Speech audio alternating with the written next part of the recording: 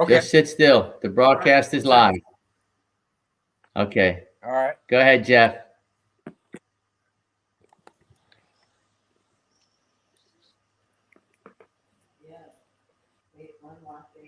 Here we go.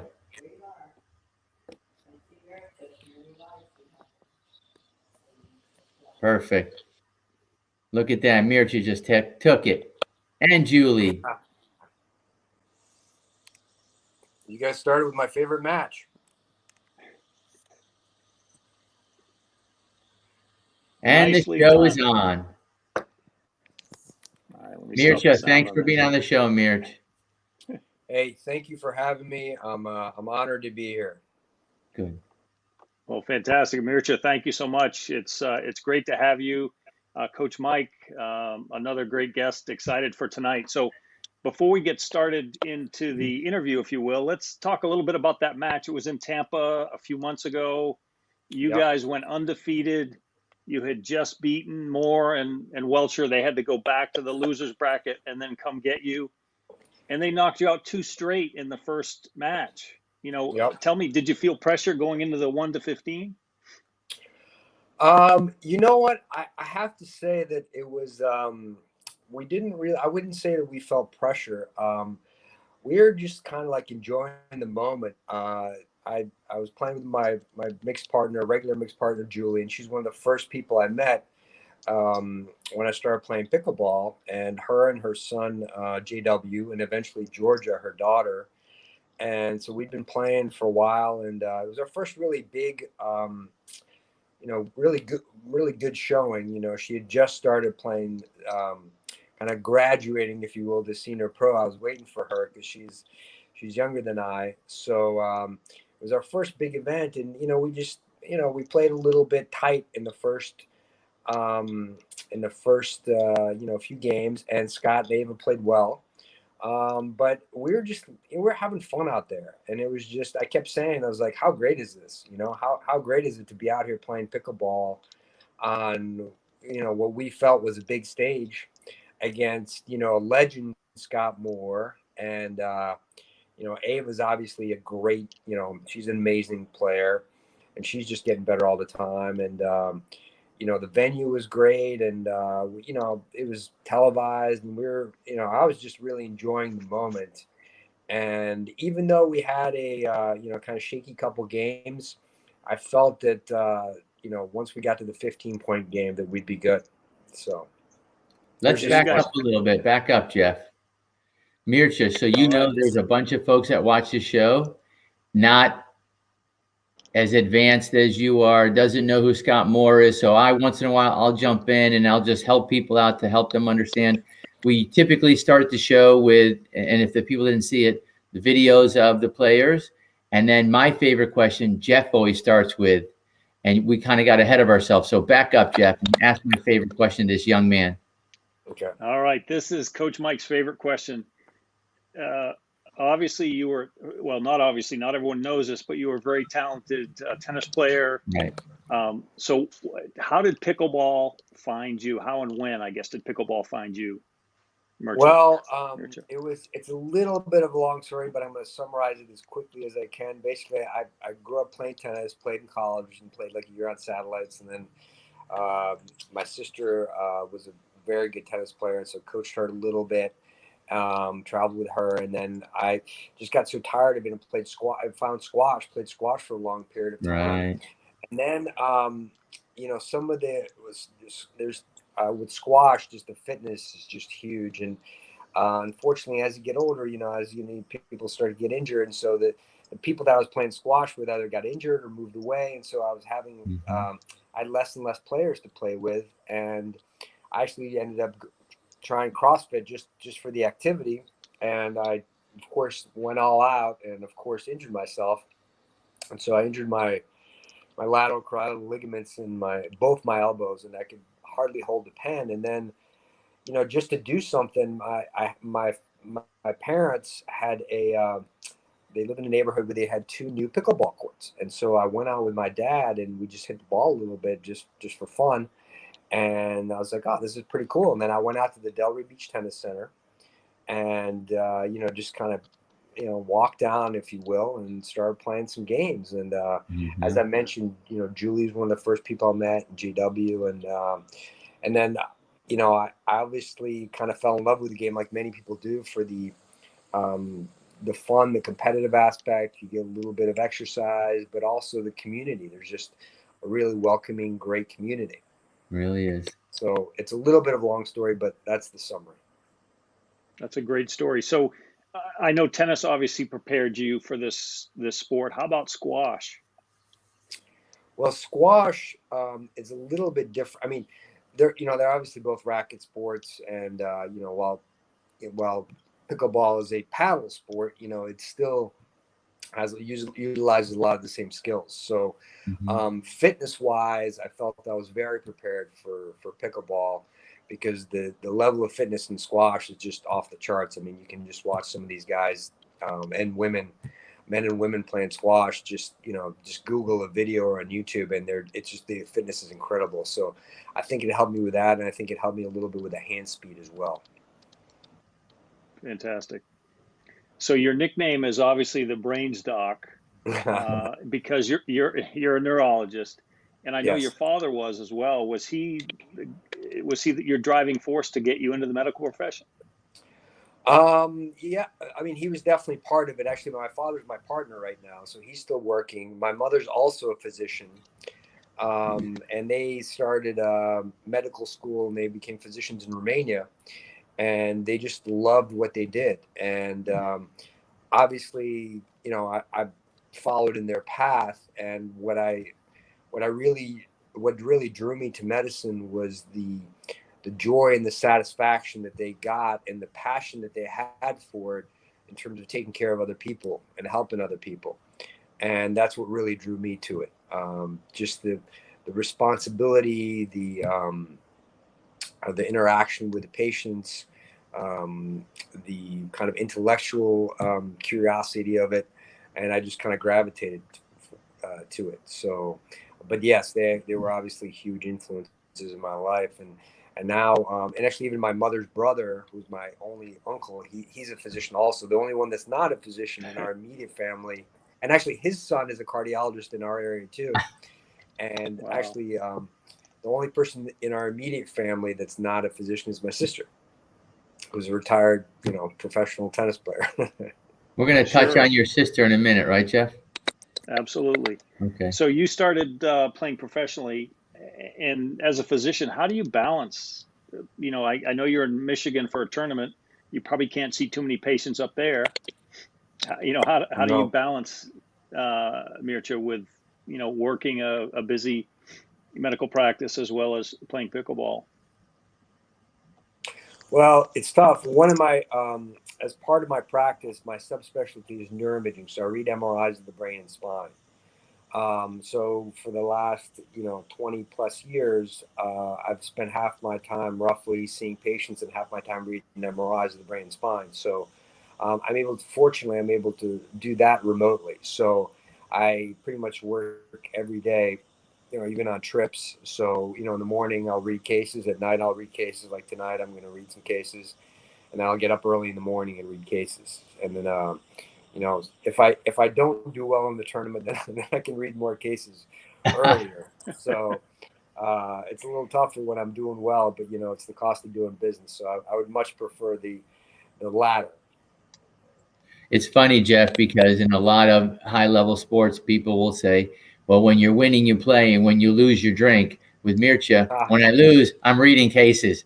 Yeah, yeah, that's truly the case. So, although I will say, one of the great things about pickleball is that both the PPA and the APP tours have now allowed us to have all these options for so many tournaments, and they're just getting even more next year. So I get to travel quite a bit, and on the weekends, my fiance's been coming with me, and so to a lot of the tournaments. And on the weekends, if I don't do well, I can spend time with her and our dog Fig. So it's kind of like it's a win-win. The dog's famous. Yes, the dog is far more famous than I. Actually, I think she's like double the amount of followers on Instagram that Ben Johns has, which is I don't know if it's either sad or good, but anyway, Right, that's right. pretty amusing. So what's that page? Is it Fig? It's Mojo and Fig, Mojo Mojo and Fig. and Fig. Yeah, her name is Fig, and Mojo is our pug. So there Oh, are, fantastic. I have two boys, two sons, and Fig was my foray into fatherhood of a girl. So she's my baby girl. Very nice. Well, you bring up a good point. I was in Michigan last week for the Beer City, and it's just a beautiful area. I wish I'd been able to spend a little more time out there. Lake Michigan, and some cool little towns and great spots. And my partner up there, they went up for a week, and I was Right. there. It seemed like 20 minutes, and I was back here in Naples. So definitely thinking about that for tournaments down the road. Yep. So let's talk about what are obviously maybe that moment that we just showed. That was one of your favorite moments, but what's a moment or two on the pickleball court that's special to you that you can think of, Mircea? It's kind of hard to pick out. And that win with Julie, because we had worked so hard to. Lost him for a second, Jeff.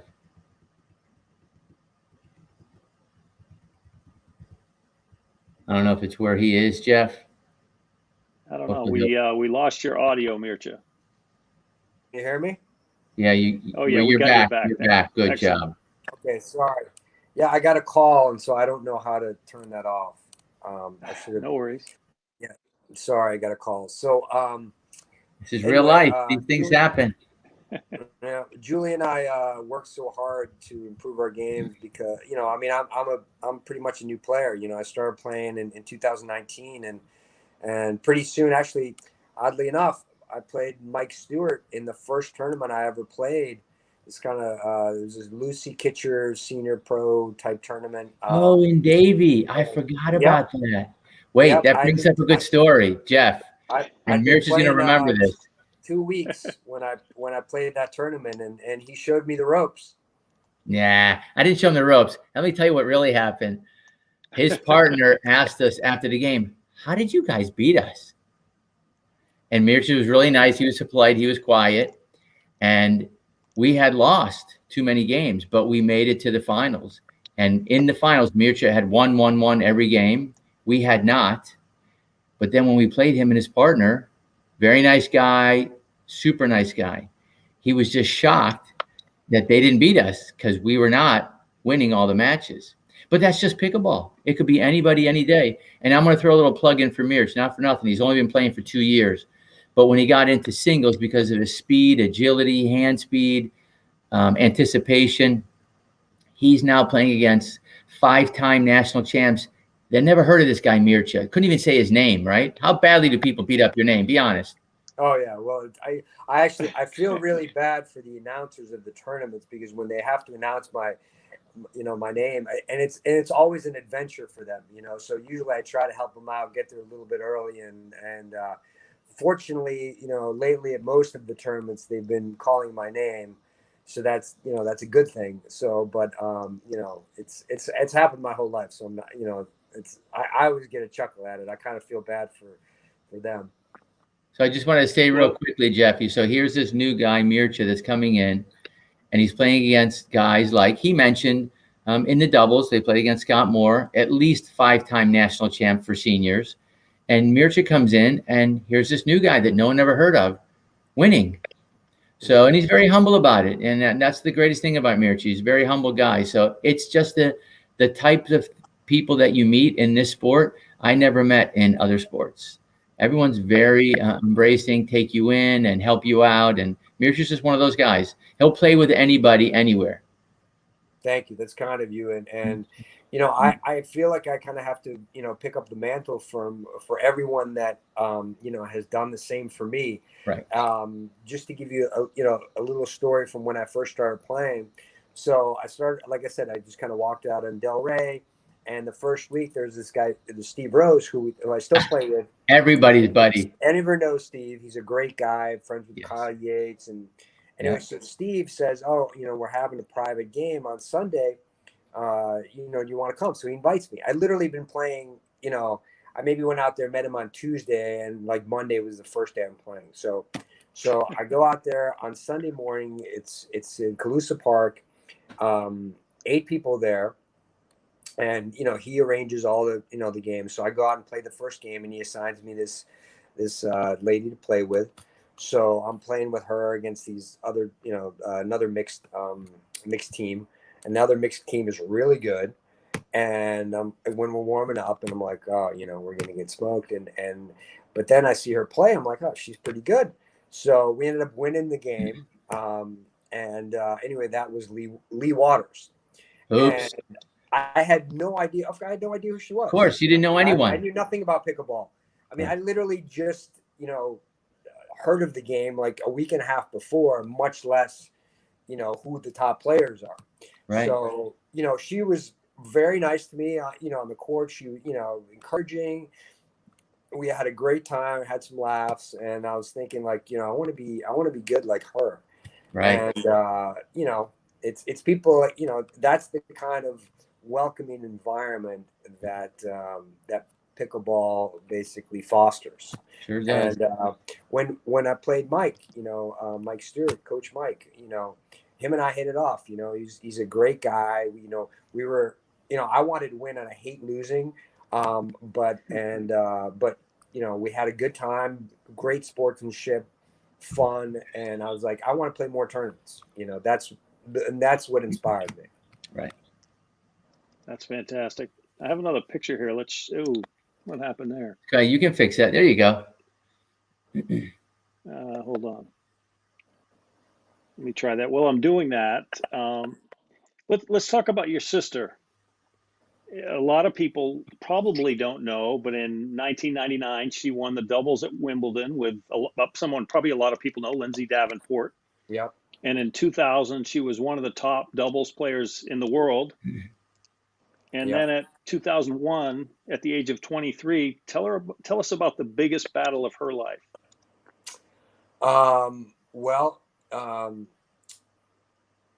It was a difficult time for our family, and she was really just coming into her own. She was a little bit of a late bloomer tennis wise, and she wasn't like the youngest phenom, but worked hard and had a lot of talent, and was really evolving and was becoming a consistent top 35 player, singles player. Mm-hmm. And she was actually one in the world at that time in doubles. So, because she played with some other people besides Lindsay, mm-hmm. And she felt excessively fatigued at a few tournaments, and persisted and kept playing. This was in Europe, and she was came home one day, and I was actually out of town doing a mini fellowship in something else for medicine. And she woke up one morning, had bruises all over her body, and long story short, she was diagnosed with leukemia. Was hospitalized, and my parent. I was working with my parents at the time, and mm-hmm. and they wanted me to stay there. So I basically stayed there for the entire month that she was hospitalized during treatment with her and her husband at the time, Andrew. And she survived, and took a long road, but she was pretty close. She was critically ill. I mean, she was pretty close to dying, and it was not easy, but she persevered. And in an odd way, it was both a horrific time, and at the same time, it was a time we treasure, because as adults, when do you get to spend time with a sibling for a month, like day in, day out? And we made the best of it. We had some laughs, we watched TV, we read. We talked. During that time, it happened to be the French Open.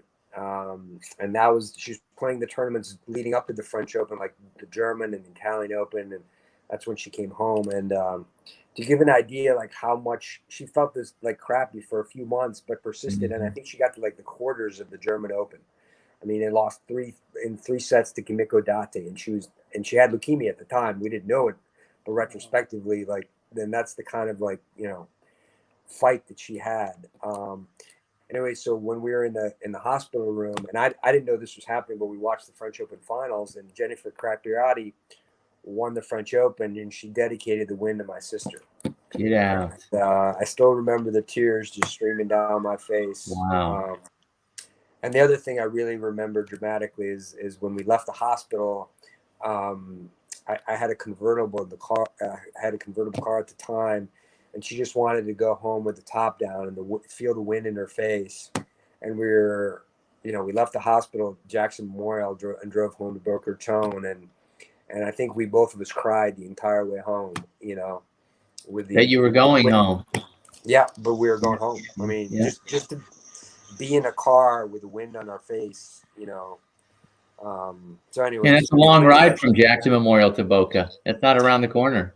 Yeah, I mean it was an hour, but I'll never forget that ride. So good. And oddly enough, now my sister lives in Newport Beach, and you may, those of you that don't know, Newport Beach has a fantastic pickleball complex that's just getting better and better all the time. And so there are a ton of tournaments in Newport Beach. So that's one of the bonuses for me is that whenever I go, I get to go there and stay with her and spend time with her and her family. Perfect. And the good news was she battled back, not very, from what I understand, not very strong when she got home, but, used that tenacious work ethic again and got herself back, playing again at a professional level. Is that right? Yep, she did. She unfortunately had a few injuries, so she couldn't really play singles, but she played doubles for a little while. And, unfortunately it, cut her career somewhat short, and because she was really coming into her own in both singles and doubles. And there were times that she was just dominating on the court in doubles. And it was a joy to see. But, all things considered, it was just a joy to see her back playing. And I remember one of her first matches was that she played Serena first round at the U.S. Open in singles on the center court. It was one of her first matches back. So that was one to remember as well. So has that changed your perspective at all as how you look at life? What that experience that she and your family went through? Definitely. Well, I mean, from my, from being a physician, I've always, unfortunately, seen some, and taking care of patients that have unfortunate diagnoses that, we try our best, but we just can't cure or fix, metastatic cancer, glioblastoma, which is a really aggressive type of brain tumor. And so I'm well aware of how short life can be and how precious it is. And, but going through it through her, sort of vicariously, unfortunately, it really solidified those beliefs. And, the gratitude that I have on a daily basis to, be able to get up and walk out my door and go to a job, number one, and number two, to go out and play a game that I love and to spend time with people that I enjoy. I mean, it's such a blessing. I just can't even tell you. I just can't even tell you. You just did. Just did. We all should live there. You're absolutely right, Mirc. Don't take anything for granted. Yeah. I mean, it's given me, pickleball. Obviously I love it and I've really been playing regularly, but it's just given me a lot of special moments already. And I've only been playing, a year and a half, a little more than a year and a half. Mm-hmm. So, and I've met so many great people, and it's just, not enough, superlatives that I can come up with right now. There you go. There's Dan. Yep. That's another memory. Moment. This was this year at the U.S. Open, right? That's right. Yep. It was my first U.S. Silver Open medal. experience. And so a lot of people don't know, Mircea, the U.S. Open is considered one of the top major tournaments in the pickleball world. We have the Nationals in California, but this is in Naples, Florida, that started, I don't know, Jeff's over there. I think they have about 60 courts now.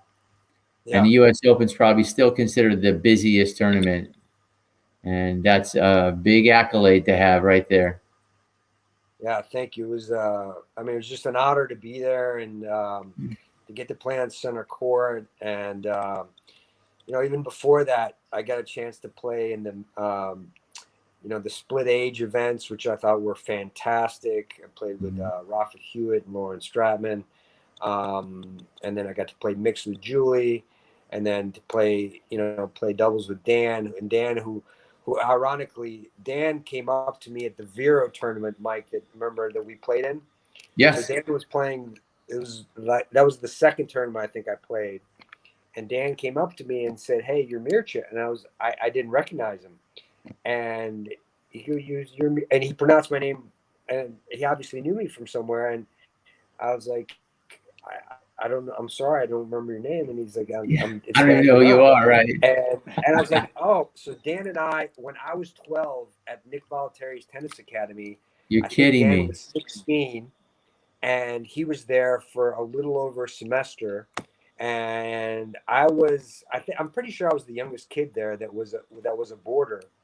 So he was there, and we hadn't seen each other since I was 12, and you know he was 16. And he recognized me, and we reconnected. Wow. And Oh, great. he's a great guy, great partner. I mean, he's just a joy to spend time with, a joy to play with.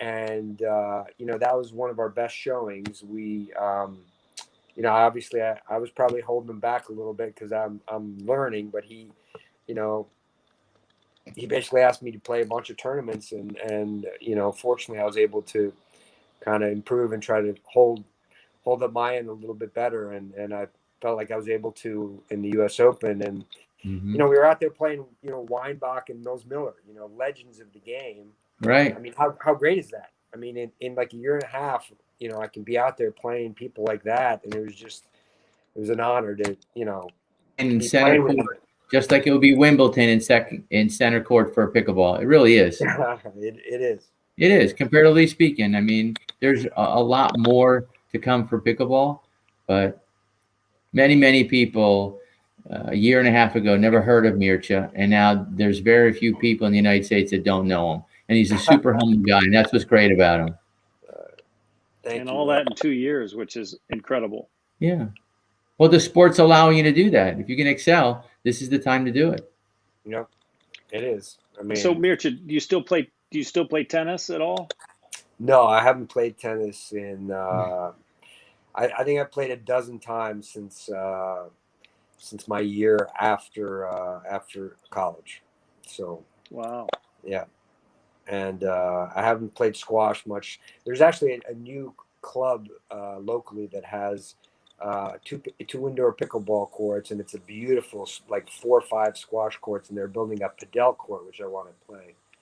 And I hit a few squash balls with Julie, but that's the only squash I played in about 3 years. So Mircea, Jeff has a bunch of really serious questions he's going to ask you, but people are typing in and asking questions. So Okay. you had mentioned you're from Romania, right? A lot of people know you're from Romania. Yes. This person saying in the questions, have Mircea tell you a story about the bananas in Romania. Go ahead. I have no clue what that means. Well, for those of you who don't know, that Romania was a communist country, and when we were there, Nicolae Ceausescu was a communist dictator, and you know, we didn't have grocery stores, and we would basically, you know, for basic things like one of my jobs as a child was to stand in line to get, you know, bread and sugar. Like at 5 a.m, we'd go and wait for these supply trucks, basically. Right. Sure. Get line. So once a year we would get bananas, and I was the only child at the time. My sister was born here in the United States, so I absolutely loved bananas. They were like the most exotic, best tasting thing for me. So we would get the bananas would be green when we got them. So I would eat a green banana, and they basically, my family was kind enough to save the bulk of them for me, and I would kind of space them. I would, you know, treasure them. So I would basically eat a green one, then like wait the next day, and then until like the last one was absolutely black. When I came to this country, we had grocery stores. So I went, my mom would take me to the grocery store, and I was obsessed with bananas. So I would have like 6 to 12 a day. I mean, it was, and for about a year, I mean, that's all, I ate bananas constantly. And then I couldn't look at them for about 4 years. So, so that's kind of the banana story. Yeah. Okay. Somebody must know you asked that question. That's a great story. Yeah. Yeah. So All right, to think of gratitude of things like being able to go to the store and buy bananas, like, when I grew up, like that was not a thing. Like you couldn't do that. Exactly.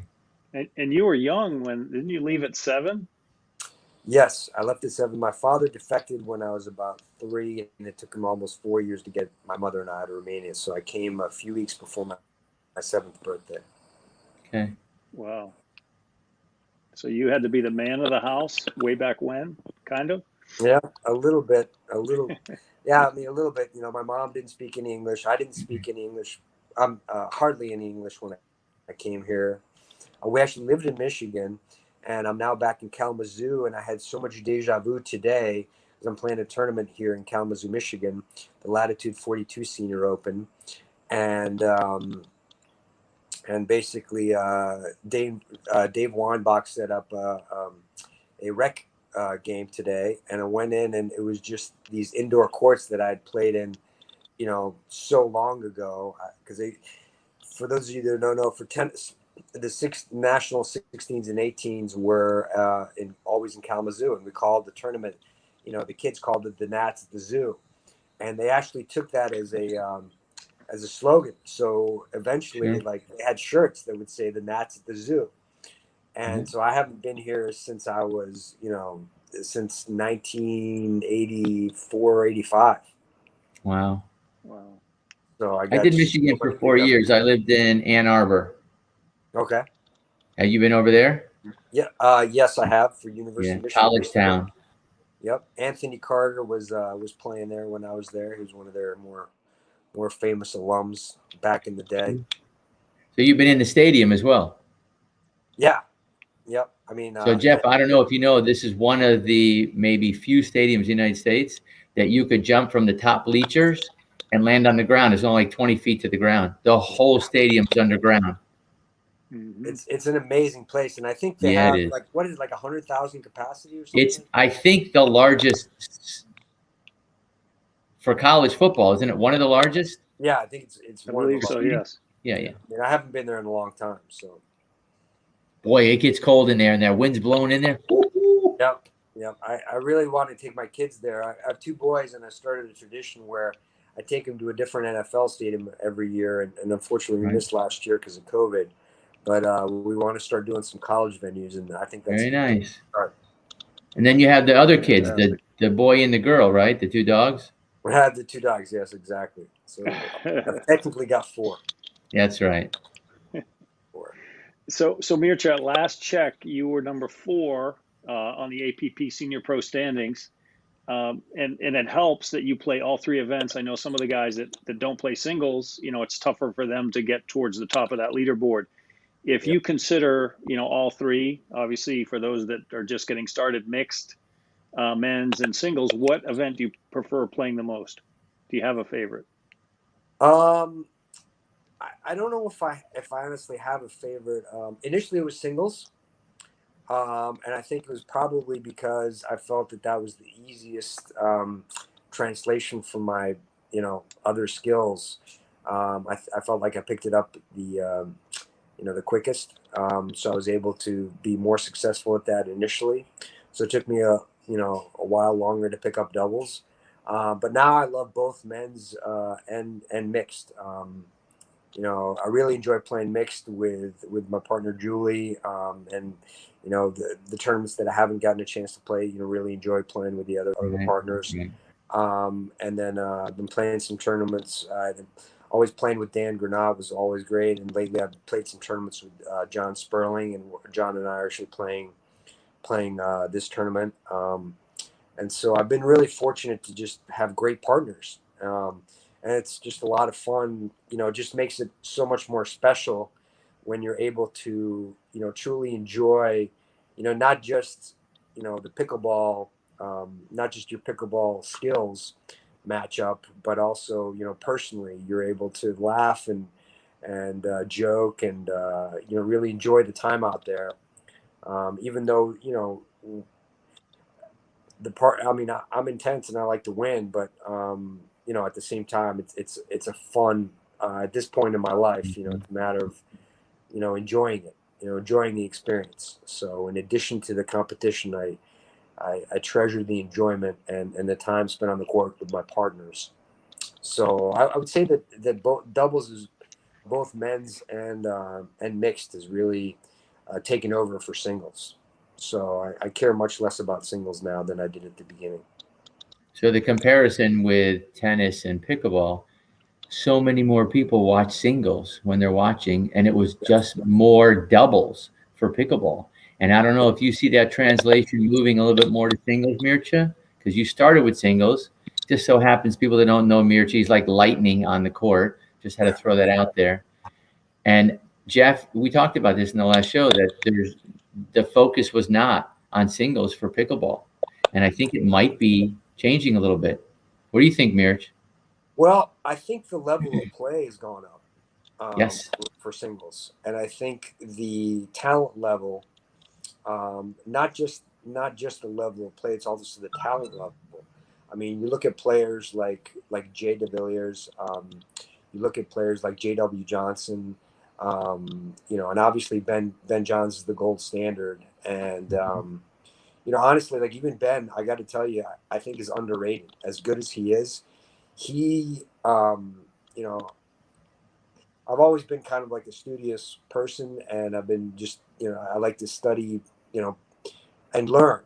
That's part of the joy of being part of a new sport is being, for me, is the learning aspect. So I've really tried to learn from the best, and I've been fortunate enough to, play with some great players locally. But watching Ben lately, he's elevated his game. Like he hasn't rested on his laurels. I was out in the PPA tournament in San Clemente, and him and Colin Johns, they did this drill where Colin was resetting about midcourt, and Ben was literally not just up at the kitchen, he was literally up at the net, like in the kitchen, just volleying. And they did that drill for about 20 minutes as a warm up. And it was really impressive. So people just don't appreciate, I feel that people don't appreciate how difficult it is to get to that level and how difficult it is to improve. So, and all the players have been raising their game. Tyson's been playing better. I mean, and I'm only talking even about the men's. I mean, in the women's, you have Callie Smith, you have Lauren Stratman, you have Leia. Leia Jansen's been playing great. Obviously, Simone is the gold standard there. Sure. All those players have been working at their games and getting better. And I think that's translating to better and better matches, and it's better for all of us to be able to watch. And just to go back real quick to JW, he was the first player one of the first people that I played with when I walked on the court, because he was one of the few that wanted to play singles. And he's really, I mean, from playing with him, regularly, I've seen how special he is. And he's really just scratching the surface of his talents. And for those of you that haven't seen it, go back and watch this last match with Jay DeVilliers, and just look at the balance and the quickness and the hand. Mircea, tell everybody, you're saying JW, and some of us are fortunate enough to know who this wonderful kid is and who he's related to. So explain that to people out there, who that kid is that you're talking about. Okay, he is the son of my mixed partner, Julie Johnson, and her husband. And they have a wonderful family. They have a daughter, Georgia. Yep. So Jack Johnson and Julie Johnson have two kids. Georgia's 14, I believe, and JW is 18, close to 19, if not 19 already. But so JW Johnson and Georgia Johnson, his younger sister, has a world of talent, and she's also really just starting to starting to practice, Mm-hmm. and Mm-hmm. really is going to be is a player to watch. The only unfortunate thing, I wish Jack was able to get out there a little bit more, but he's got a knee injury, and he's a they were playing tennis for a long time, and I believe that's how, at least partially how they met, Jack and Julie, and so so hopefully Jack, once his gets healed a little bit, he'll be out in the court too. Good. Just great So people, Jeff. And, he mentioned all these names. 2 years ago, you didn't hear any of these names. And that's something Mircea's touching on, that a guy like Ben Johns, he's winning and winning, but it's retention. He wants to continue to keep winning. So he's got to train harder, because being at the top, everyone's always coming after you. And that'll be Mircea soon. Mircea's, you know what? Ask Mircea about training. Go ahead, ask him. See if he ever trains. yeah, well, that was my next question. Not training pickleball as much, but how important is diet, strength training, stretching in your eyes? Obviously, you're very fit. You did CrossFit, you played squash. How important is that, staying competitive in pickleball? Well, it's critical, and unfortunately, I've realized I took a little bit for granted, because I really didn't have that many injuries. I mean, the CrossFit one was my own kind of stupidity, and so that was a little bit of an outlier. But generally, knock on wood, I've been relatively injury free for the bulk of my athletic career. I mean, I've always loved any sort of athletic endeavor. And if it has has a ball, and the ball's running and getting your heart rate up, like count me in. But I've also enjoyed going to the gym and doing fitness classes, and diet. I want to say it's more of a lifestyle change. It was a There you lifestyle go. change for me, actually, from college. So I never really look at it as a diet. I eat very healthy, but I eat mostly pretty much what I want. I just don't really eat like fried or fatty foods, or foods that don't make me feel good. And that's but I have a well-rounded diet, but I eat very healthy, and I enjoy it. And I feel I drink a lot of water.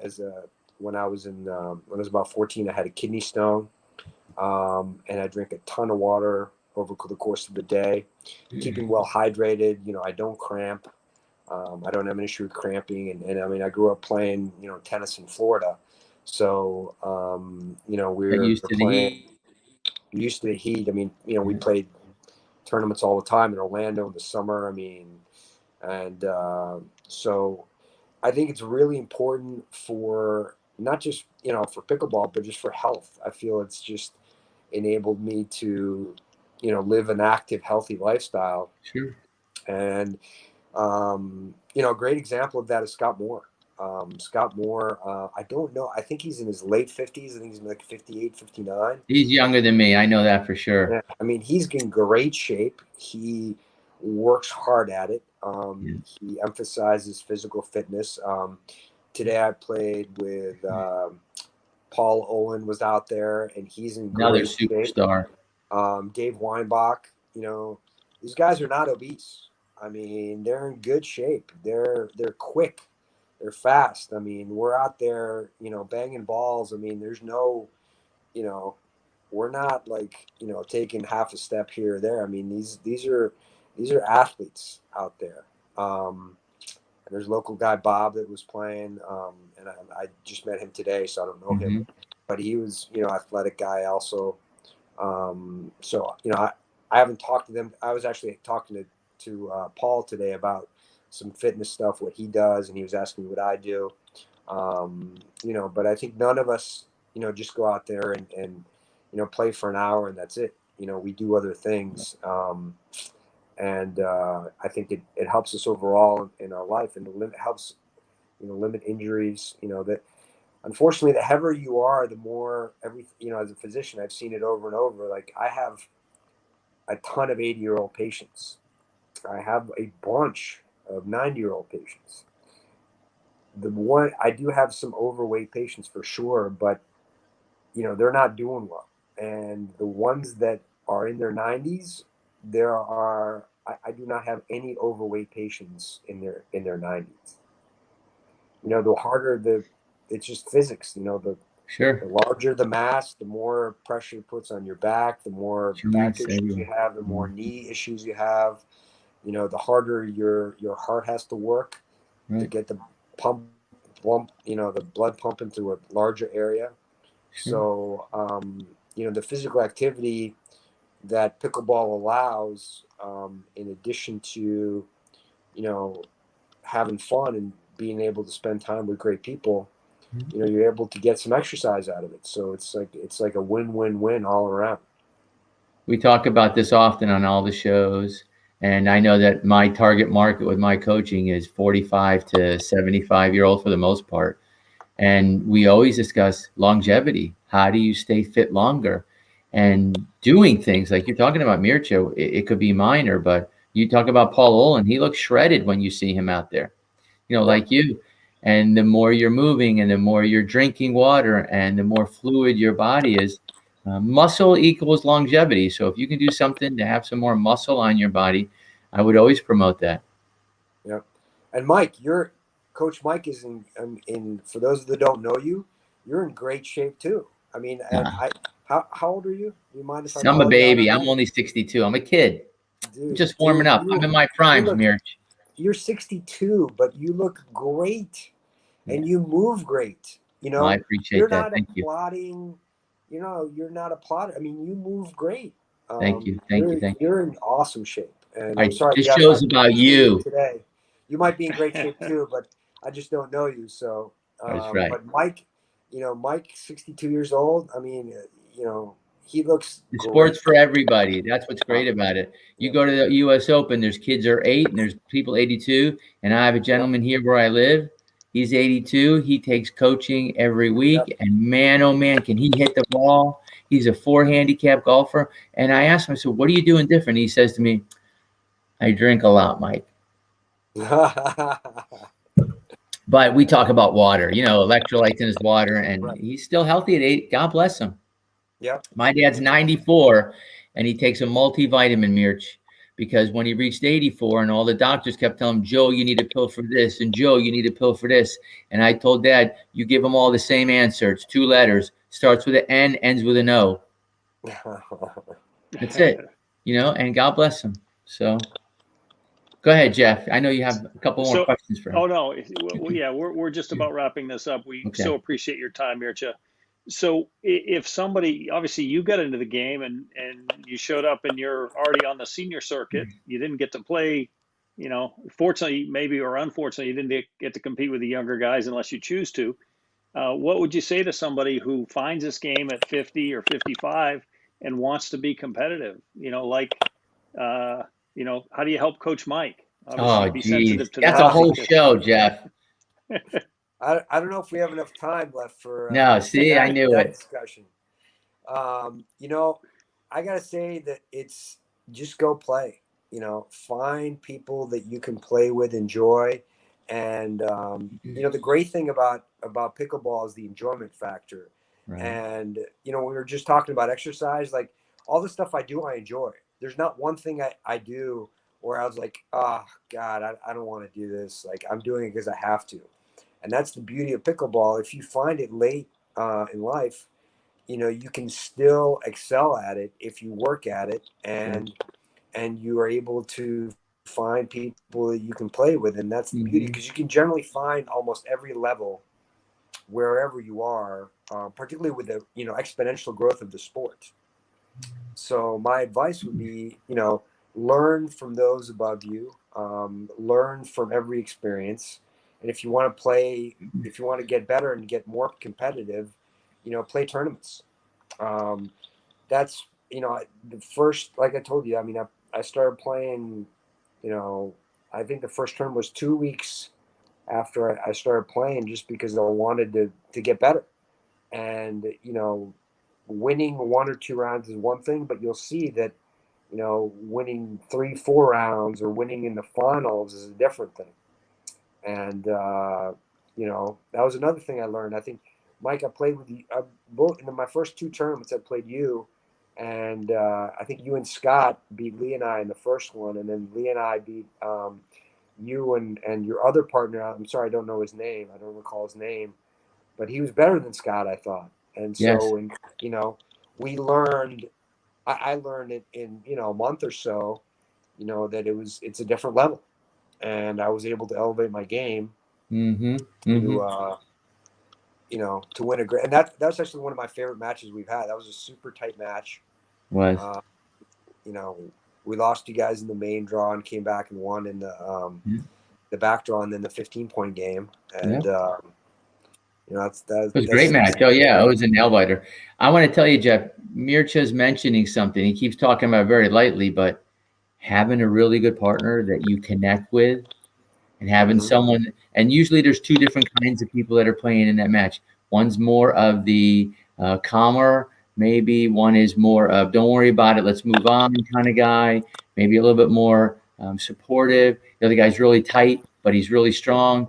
And when you find that perfect synergy with that person, you're just going to tournaments, to tournaments, to tournaments. And then the shot that person is going to make before they even hit it. And that takes a long time, being able to find that kind of partner. And he found Dan really quick in his career in pickleball. So that helps a lot.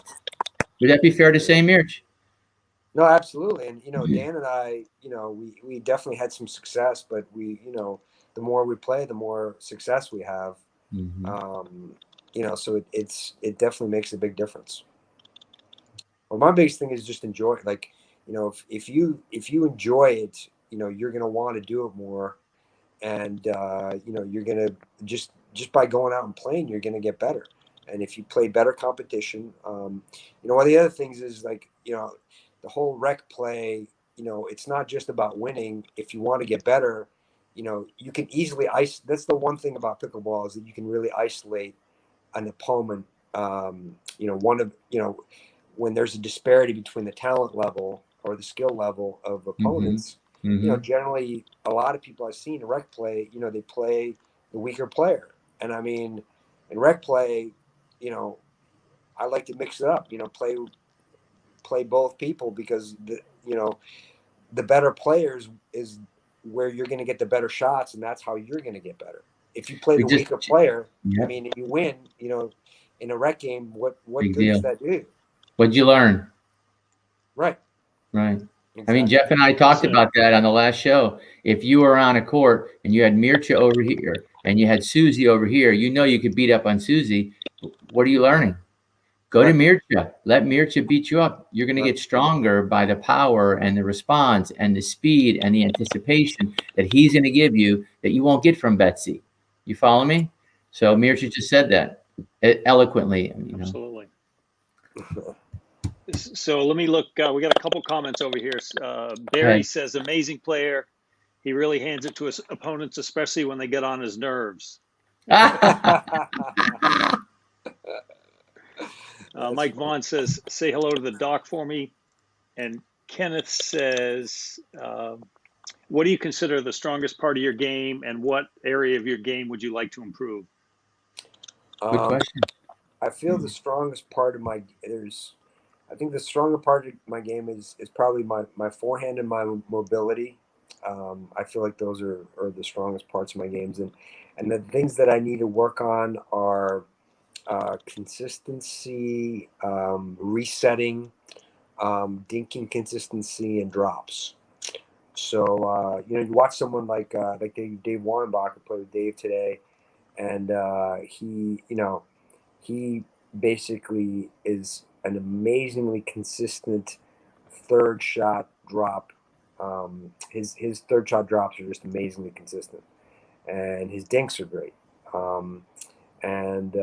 Those are things that I need to work on. And then also resets for the mid court. I tend to want to attack almost every ball. So I really need to. I've got to try to get a little bit better lately at resetting. So I'm working on that. So that's one great thing about playing with John Sperling, because he's talking to me all the time. So it's like, I like playing with John because I get like a free lesson out of it. John's a very smart player. He's a very smart player, very analytical. Him and I are very similar, and so he likes to drive the bus when we play, and I just go along for the ride. So sure, I get instruction along the way, so it's fun. Well, Mircea, this has been an amazing evening. We so much appreciate your time and your pickleball knowledge, and look forward to seeing you play. If they live stream this weekend and in tournaments to come, because you are Absolutely. We'll be looking you're a for great you. player and wonderful to watch. Hey, you guys, thank you so much for having me on. I mean, I'm really honored just to you'd invite me on here at all, and I really appreciate your time and your very insightful questions, and I really enjoyed it, and I want to thank you for including me. That's great. It was great having you. By the way, Jeffrey, thank you so much for putting this all together all the time. And we didn't know about the banana guy, but we do now. Yep, exactly. I want to know who made that comment. We're not allowed to give that information away. Okay. It's a need to know basis. I got you. So I just put up the information for Coach Mike with the way to get in touch with him. Coach Mike is an amazing coach and somebody that if you're trying to move your pickleball game to the next level, his information's there. He does video coaching. He does coaching on the East Coast. He's threatened to get over here to the West Coast of Florida, and maybe he'll do that at some point. Absolutely. It's coming up soon. Guy. Yes. Fantastic. Mircea, thanks again. Best of luck this weekend, Mircea. Thank you. And all right, we're going to see you on the podium. Insightful and enthusiastic. So, you get a lot of information out of him. Great. Thanks, Mircea. Jeffrey, thank you very much. Fantastic. You guys be safe, be healthy, be blessed. Thank you, gentlemen. Have a great evening. Appreciate it. Be night, Jeff. Thank you.